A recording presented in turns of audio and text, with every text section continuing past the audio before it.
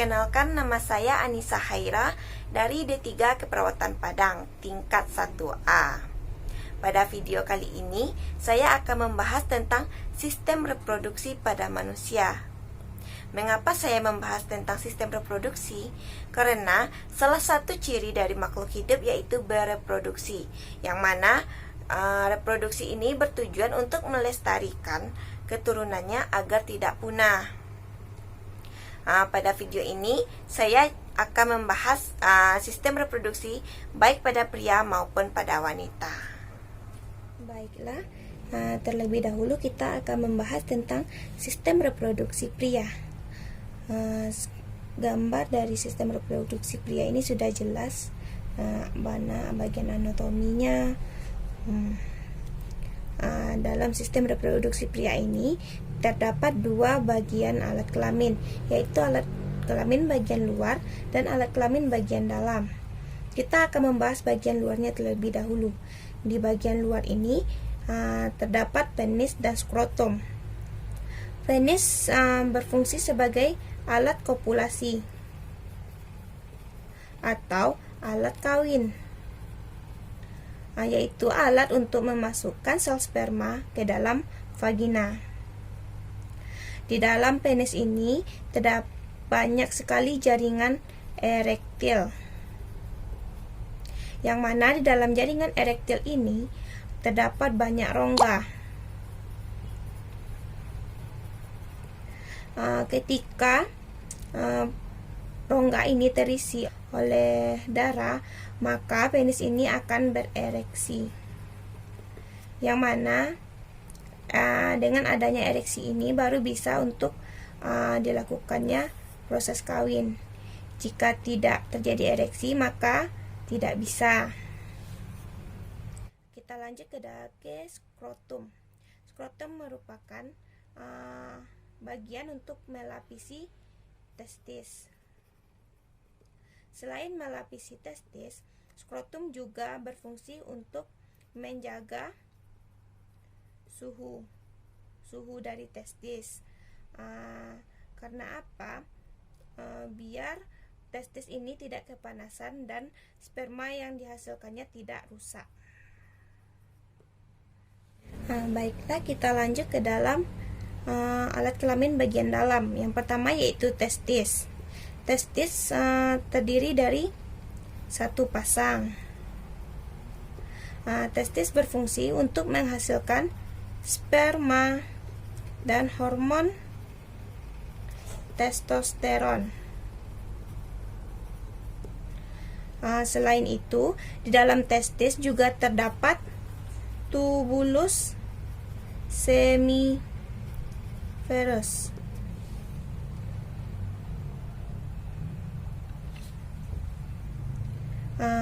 Bagian sini nih, kalau kita lihat dengan detail atau kita buka, akan banyak tubulus-tubulus kecil ini.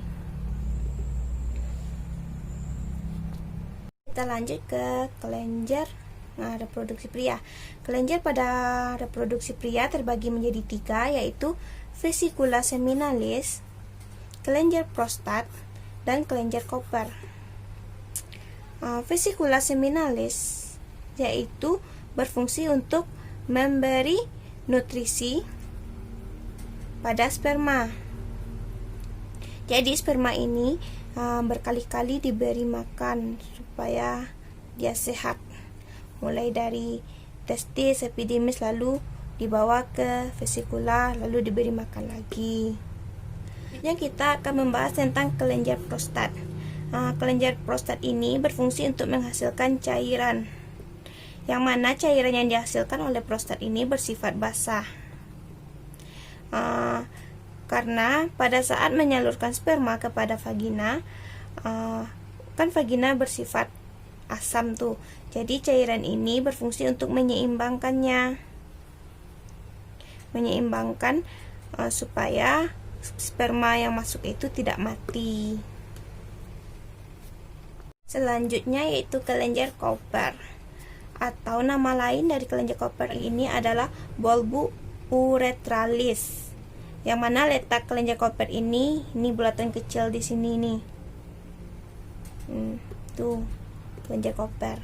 Yang mana fungsi dari kelenjar Cooper ini sebagai pelicin, yang mana memudahkan pada saat kopulasi, yaitu memudahkan sperma untuk masuk ke dalam rahim wanita. Selanjutnya kita masuk ke saluran reproduksi pria. Saluran reproduksi pria ini terdiri dari epididymis, vas deferens, dan uretra, serta saluran ejakulasi. Kita mulai dari epididymis. Epididymis ini berfungsi sebagai tempat pematangan sperma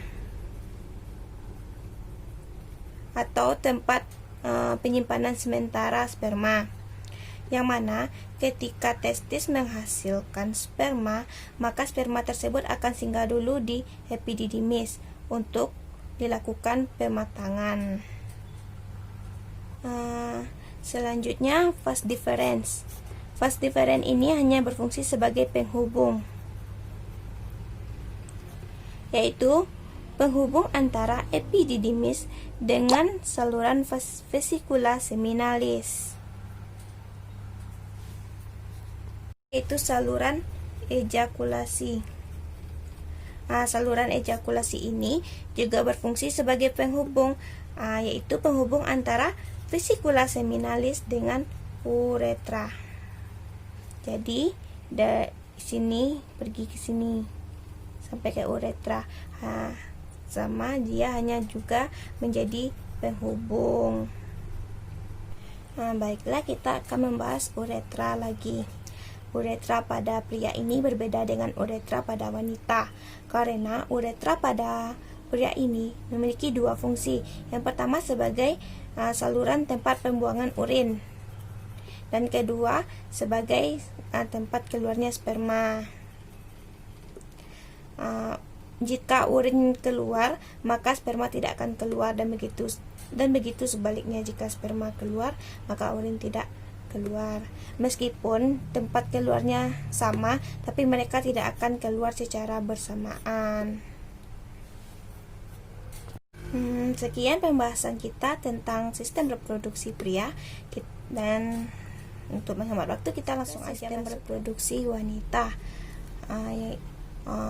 Sama dengan sistem reproduksi pada pria tadi, sistem reproduksi wanita juga terdiri atas dua bagian, organ luar dan organ dalam. Kita akan membahas organ luarnya terlebih dahulu. Berbeda dengan sistem reproduksi pria tadi, sistem reproduksi wanita bagian luar ini agak ribet daripada pria. Jika pada pria tadi hanya terdiri atas penis dan skrotum, maka organ luarnya terdiri dari beberapa bagian. Kita akan mulai dari klitoris. Klitoris ini letaknya paling ujung di sini dan agak menonjol. Klitoris ini sangat peka terhadap rangsangan. Selain itu, fungsi klitoris ini untuk kenikmatan seksual. Setelah itu, bagian lainnya yaitu terdiri dari bagian labium mayora atau labia mayora, yang mana labia atau labium ini berarti bibir. Terdapat dua, yaitu mayora dan minora. Mayora ini berarti besar, sedangkan minora berarti kecil.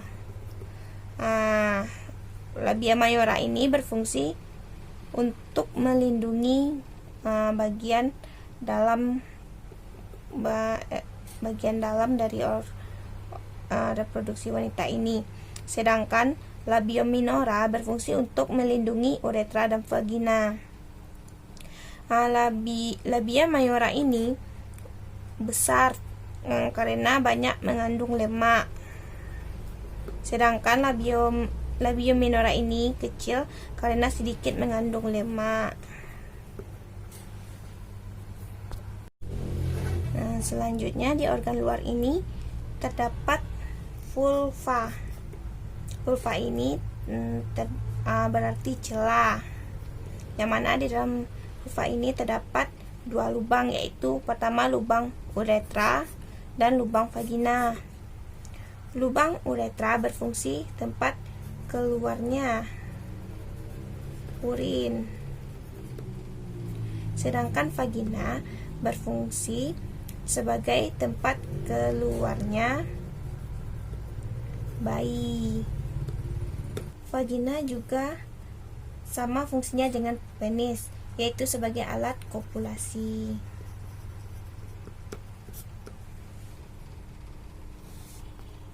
Selanjutnya kita akan masuk ke organ dalam pada reproduksi wanita. Nih, organ dalam reproduksi wanita terdiri dari oviduct, ovarium, uterus, vagina, serviks, endometrium, dan fimbriae.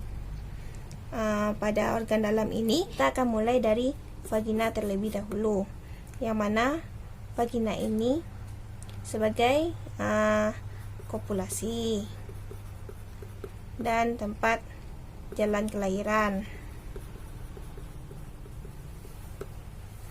Selanjutnya masuk ke serviks, yang mana serviks ini artinya leher, yang mana ketika ada orang yang mengalami kanker serviks, maka bagian di sininya mengalami gangguan atau pembengkakan. Selanjutnya kita masuk ke ovarium. Ovarium pada organ dalam wanita terdapat dua, yaitu bagian kiri dan kanan, yang mana ketika sel telur, fungsi dari ovarium ini yaitu menghasilkan sel telur, dan ketika sel telurnya sudah matang, maka sel telurnya akan bergerak ke sini menuju oviduct, dan ketika sperma masuk ke dalam vagina ini, maka dia akan bertemu di sini dan terjadilah fertilisasi, yaitu tepatnya di oviduct atau tuba Fallopi. Dan kemudian pertemuan ini akan dibawa ke uterus dan menempel di endometrium zigot tersebut.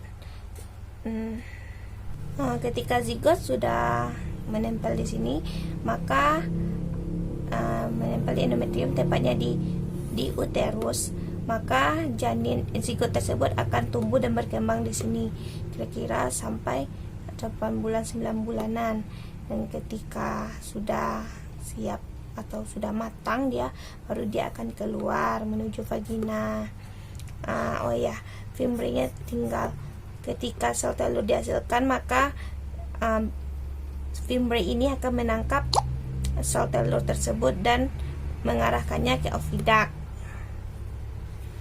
Gitu. Itulah pembahasan tentang sistem reproduksi pada